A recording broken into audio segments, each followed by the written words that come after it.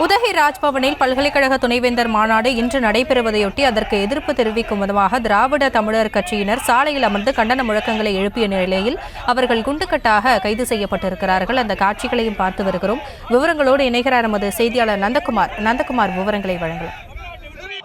நிச்சயமாக நீலகிரி மாவட்டம் உதகை ராஜ்பவன் பல்கலைக்கழகத்தில் துணைவேந்தர் மாநாடு இன்று நடைபெறுவதை முன்னிட்டு திராவிட தமிழர் கட்சி சார்பில் கருப்பு கொடி போராட்டம் நடைபெற்று வருகிறது. 100க்கும் மேற்பட்ட காவல்துறையினர் குவிந்ததால் பரபரப்பு ஏற்பட்டது.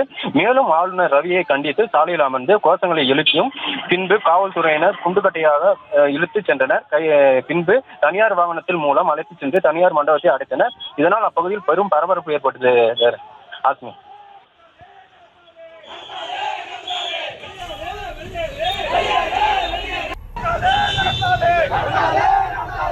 விவரங்களுக்கு நன்றி.